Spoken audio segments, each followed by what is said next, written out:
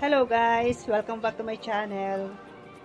So ngayon, ito yung ating i-update ngayon na kukulayin natin ng gray mode na 9.18. Ito guys. Ito nga. Yan. So makita natin mamaya, i-update ko kayo kung ano yung resulta ng gray blue. Kasi wala siyang nabiling ash blend. So, gray blue ang ating gagamitin. So, guys, i-update ko kayo mamaya. At, welcome back sa ating channel, ang MANGUIAT TV. So, guys, see you mamaya.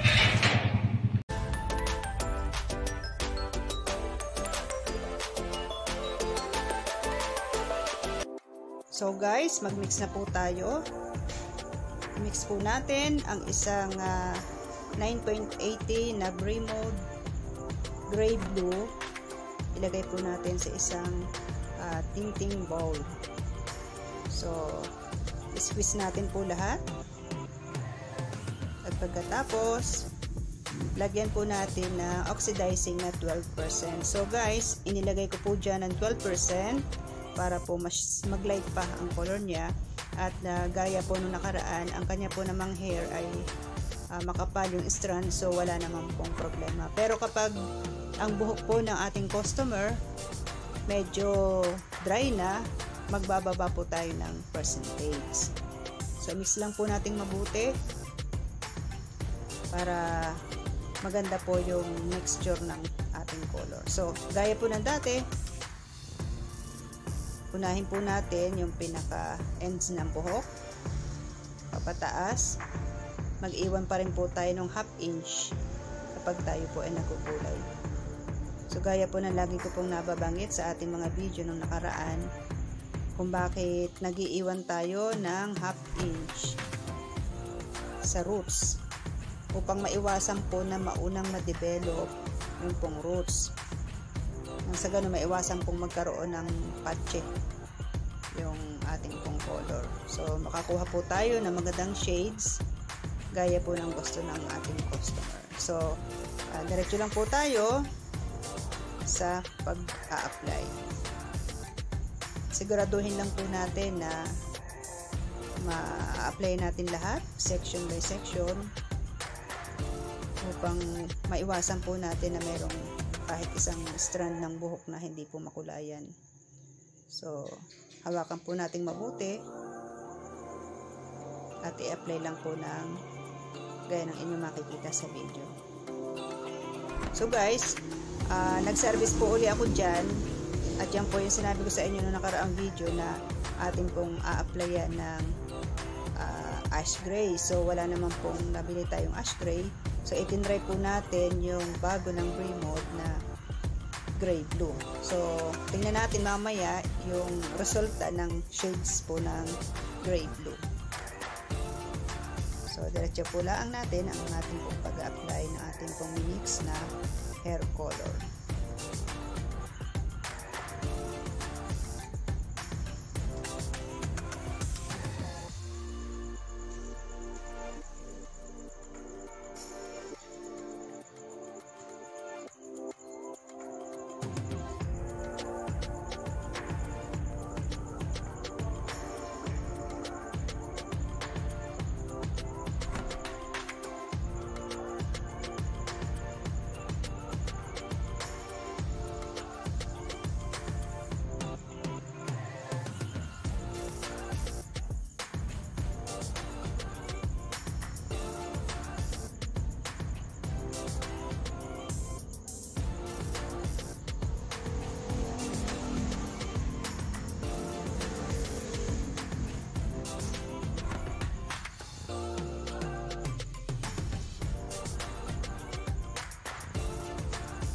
Diyan naman po tayo magsisimula ulit sa kabilang side.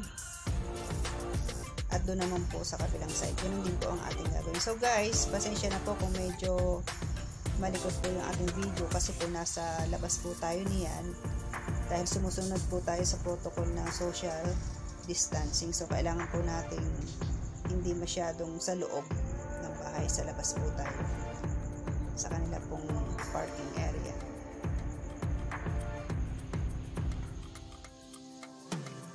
kapag nasa side na po tayo, atin pong ipaalala sa customer na medyo ipikit yung kanyang mata muna pansamantala dahil baka pumapatakan. Pag-iingat po natin yun dahil ang pangkulay po ng buhok, ito po ay matapang. So, maaari pong ma-irritate ang kanyang mata. So, pinag-iingat din po natin siya.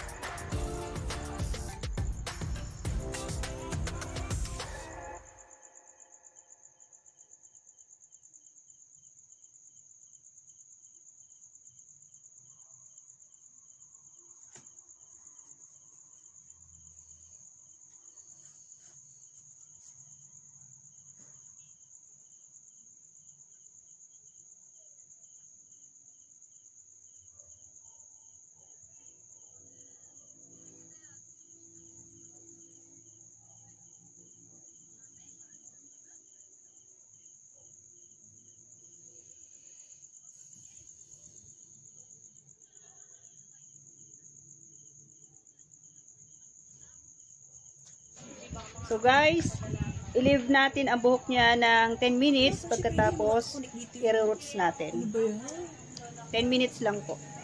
A few moments later. After ng 10 minutes, mag-roots naman tayo. So guys, pagkalipas ng 10 minutes, mag-roots na po tayo at yan, dyan po natin umpisahan sa lahat po naman ng roots. Ginagawa po natin yan para magpantay-pantay po yung lahat po ng kulay sa kanya pong buhok. So, ganyan po ang ating gagawin. Iwasan po natin mag-umpisa sa root sa halip pagkalipas po ng 10 minutes. So, guys, ang color na gray-blue or ash gray, makukuha mo yung shades na gusto mo kapag i-bleach po natin siya. Gaya po nung ginawa natin nung last video natin, na binleach po natin siya ng 2 times po. Bali, 2 times po application yung ginawa po natin doon. So, i-roots po natin mabuti. Siguraduhin po natin na lahat po ng roots para malalagyan po natin. So, atin po munang ililib-ulian ng mga 20 to 30. Tapos, saka po natin siya shower. Hindi natin po siya ganamitan ng shampoo, conditioner lang po at makikita po natin mamaya ang resulta. So guys, please watching until the end po para makita nyo ang resulta. Don't forget to subscribe na rin po sa aking channel. Mag-comment na rin po kayo at i-click ang notification bell para ma-notify po kayo sa mga susunod po nating video. Yan. Roots po natin lahat. Sa pag-roots naman po, wala ng problema, direkta na po natin mismo.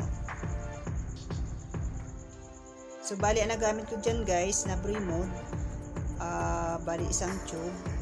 Tapos po, ang binili nyo pong oxidizing ay yung 100 ml. So, bali, isa't kalahati ko yung nagamit ko dyan. Kasi yung buhok po niya medyo makapal. So, ayaw po nating mangyari na diferensya sa gamot. So, kailangan po talaga i-mix po natin mabuti. At lahat po, isang tube po bali. So, depende po yung kung gaano karami ang gagamitin natin. Depende po sa kapal ng buhok ng ating customer. So, kapag manipis, kalahati lang po pwede. Ang mahalaga po na bleach po natin muna bago tayo mag-apply ng color na gusto niya.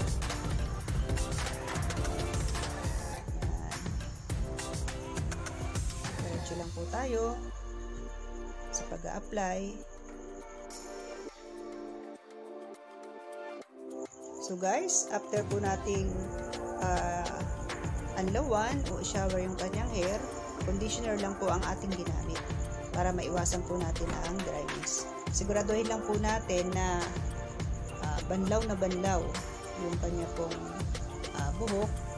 Ano pat wala pong naiiwan na mga gamot sa kanya pong scalp para maiwasan po ang irritation. Kasi hindi po natin siya Re-recommend po natin sa kanya na huwag po siya magsha-shower ng kanya pong buhok sa loob po ng 3 days para maiwasan po ang pagka-dry. So, ayan na po ang resulta ng ating pong gray mode na gray blue.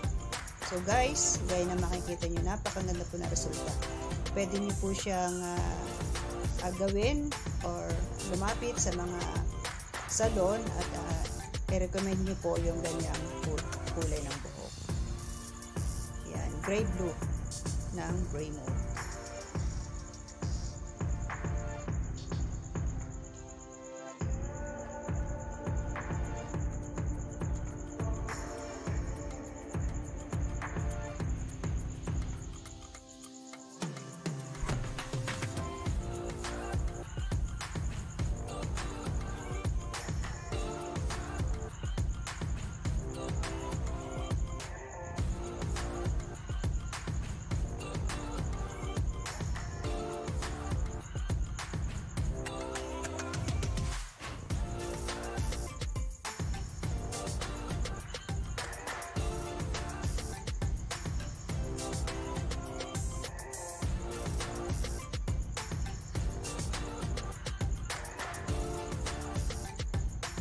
Ayan na po guys.